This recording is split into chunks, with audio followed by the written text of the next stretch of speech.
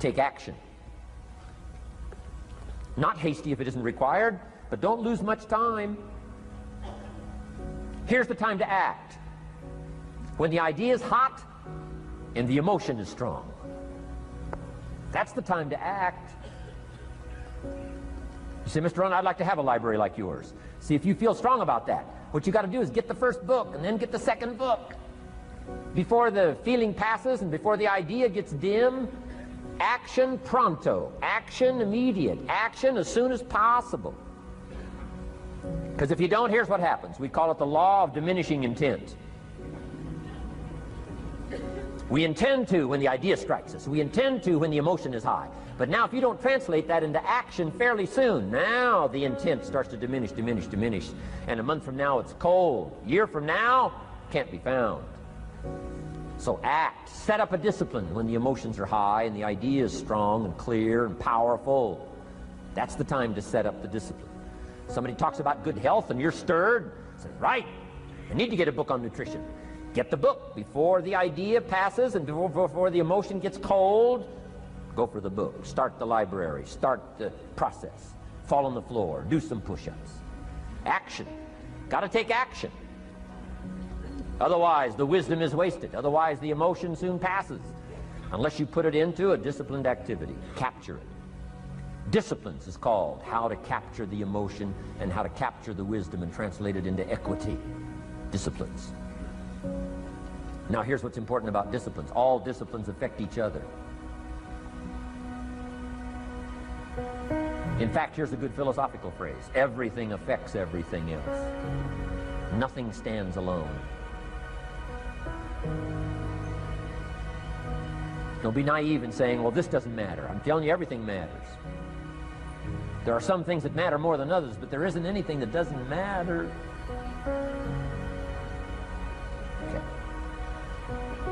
We all pity the man who says, well, this is the only place I let down. Not true. Key to take home. Every letdown affects the rest of your performance. Every letdown affects the rest. This is part of the educational process on personal development. If you don't take the walk around the block, you probably won't do the apple a day. If you don't do the apple a day, you probably won't start building your library.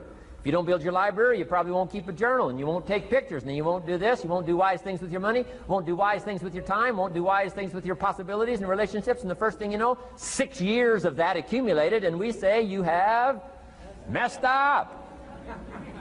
So the whole key to reversing that process now is to start picking up these disciplines. Now here's the positive side. Every new discipline affects the rest of your disciplines. Every new one affects the rest. That's why action is so important. The least action, the smallest action. Take it. Because when you start accomplishing and the value starts to return from that one action, it'll inspire you to do the next one and the next one and the next one. You start walking around the block, it'll inspire you to get an apple. Get an apple, it'll inspire you to get a book. Get a book, it'll inspire you to get a journal. Get a journal, it'll inspire you to grow, develop some skills. All disciplines affect each other. Every lack affects the rest. Every new affects the rest. The key is to diminish the lack and set up the new. And you've started a whole new life process. Key. Also, one more thought on discipline. Here's the greatest value of discipline. Self-worth. Self-esteem. People are teaching self-esteem these days, but they don't connect it to disciplines. The least lack of discipline, and it starts to erode our psyche. One of the greatest temptations is to just ease up a little bit, right? The slightest lack of doing your best starts to erode the psyche. Instead of doing your best, doing just a little less than your best. Sure enough, you say, well, it's just going to affect my sales. No, it's going to affect your consciousness. It's going to affect your philosophy. Now you've begun in the slightest way to affect your own philosophy. Here's the problem with the least neglect. Neglect starts as an infection. And if you don't take care of it, it becomes a disease. And one neglect leads to another. And the worst of all, when neglect starts, it diminishes our self-worth, our self-confidence, our self-value.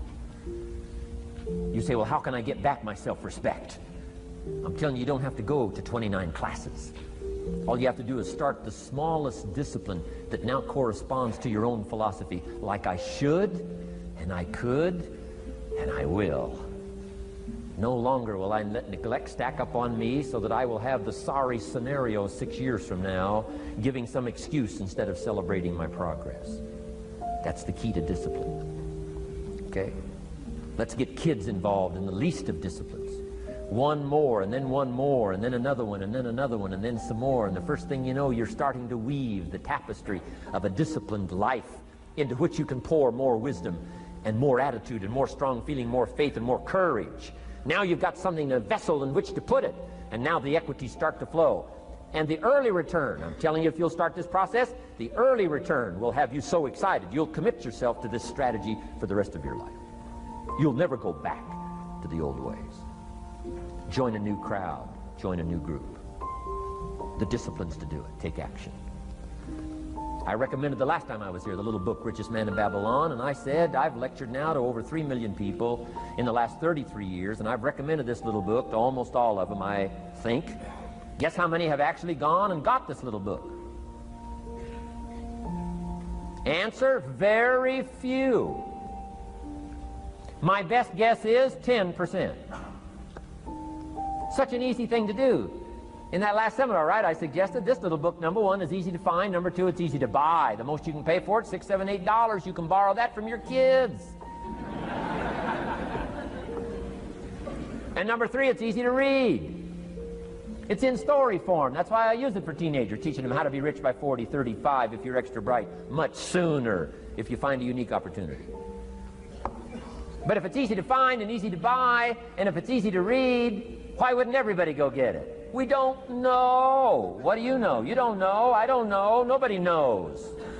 Here's how profound it is. Some do and some don't. Now here's the numbers. About 10% do. 90% don't or won't. And we don't know the mystery of that. And I'm telling you, 10 years from now, those numbers will still be the same. 10% will, 90% won't. The numbers don't change. Only the faces change. You're looking at one of the faces. I used to belong to the 90% who couldn't be bothered even if it was easy. Guess how many people have a library card? Wisdom of the world available. Transform your life in any value amount you want. By the way, how much is a library card in Texas? Free. Here's what free is. Easy. I mean, it can't be any easier than free. Somebody says, well, would you bring it by? Well, no. At least you got to go get it. No.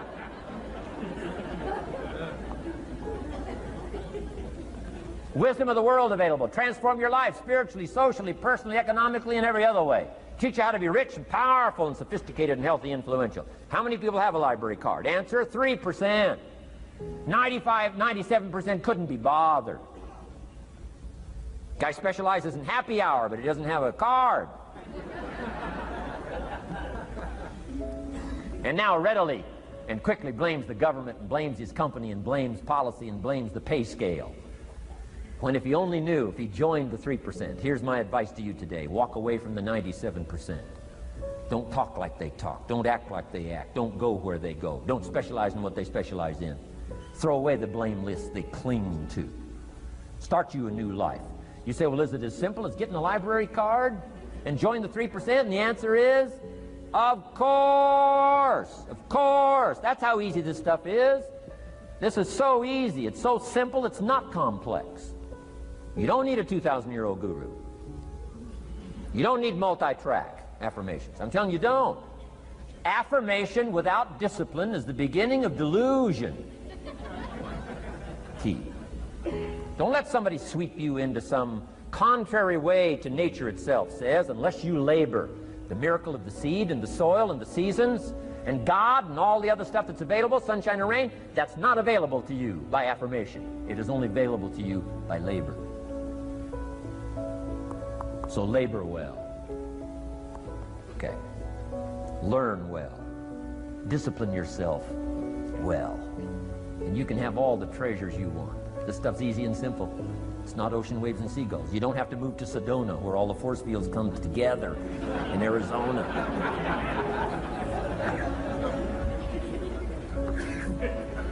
Let's teach our kids the simple ways to transform their health, number 1. Their economics, number 2. Their ability to communicate, number 3. Their life and treasure and lifestyle, number 4. Spirituality, number 5. And the list goes on and on. Let's not leave out any of the least of disciplines that encourage us to do the next one, to do the next one, to do the next one. First thing you know, this whole scenario for you is spinning up instead of out of control on the negative side. This is all you got to do. It's as simple as this. It's as simple as a start, committing yourself to life change. And once you start down this road, I promise you, you'll join the 10% and the 3%. We're going to talk financial independence in just a little while. Guess how many people can retire from the income of their own personal resources when it comes time to retire? Answer, 5%. In the most independent country in the world, 95% are dependent, 5% are independent. Take charge of your own retirement. I'm telling you, if you take charge of your own retirement through personal development and all these skills we've taught today, plus what's coming up, financial independence, I'm telling you, take charge of your own retirement, you can multiply it at least by 5, maybe by 10, maybe by 20, maybe by 100. Let the government take care of it, some company take care of it, you got to divide by 5. Take charge of your own life, take charge of your own day, take charge of your own conversation, take charge of your own family, take charge of your own possibilities. And learn these skills, develop this kind of strategy, and I'm telling you, life will open up for you. Join the 3%. Join the 10%. Join the 5%. Walk away from the 95%. In our Leadership Weekend we teach, find out what poor people read and don't read it.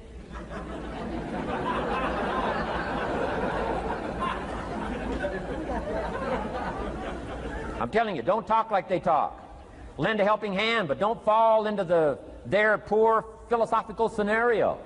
Don't blame what they blame. Don't use the excuses they use. It's called the language of the poor. Switch gears, switch language, switch ideas, switch strategy. Start with the simplest of disciplines. And don't bemean any of these disciplines. The smallest of disciplines starts the process of life change. And if you'll invest in this thing called discipline, you can have whatever you wish. It's called the beginning of a miracle. Now here's the last clue on discipline. Do the best you can. We covered earlier, but here's a good scenario for the do the best you can. I've got a good question for you. Is the best you can do all you can do? And the answer is no. Strangely enough. If we all fell on the floor right now and did as many push-ups as we possibly could, and let's say for some reason you haven't been into push-ups lately, I can't imagine why, but let's say the best you can do is 5. And you look up at the rest of us and say, hey, 5 is the best I can do. We can tell by the look on your face that's probably true. 5 is the best you can do. Now, is 5 all you can do? The answer is no. If you rest a little, you can do 5 more. Wow. And if you rest a little, you can do 5 more. And if you rest a little, you can do 15 more. How did we get from 5 to 15? It's a miracle.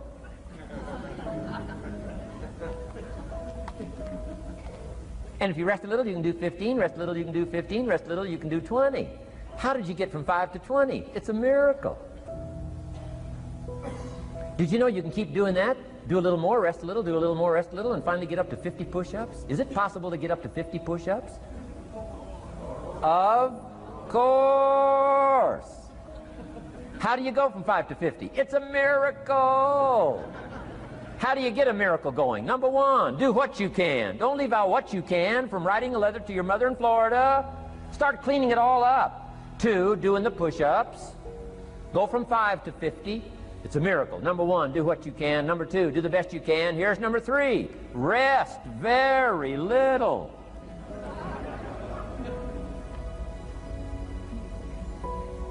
Don't rest too long. Why? The weeds take the garden. Kids have got that figured out. You can't rest too long. Here's the clue. Make rest a necessity, not an objective. The objective of life is not to rest. The objective of life is to act. Think of more disciplines. Think of more ways and means in which to use your own wisdom and your own philosophy, and use your own attitude, your own faith, your own courage, your own commitment, your own desires, your own excitement. Invest it, invest it, invest it, invest it in discipline so that it's not wasted. The smallest of discipline. Thereby transform your life. Join the 5%, join the 10%, join the 3%. Guess when I went and got this little book, Richest Man in Babylon? The same day I heard about it. I went and got it. Somebody says, well, Mr. Rohn, does that make you different than most other people? And the answer is yes. Somebody says, well, why is that? We don't know. We don't know. What do you know? You don't know. I don't know. None of us knows.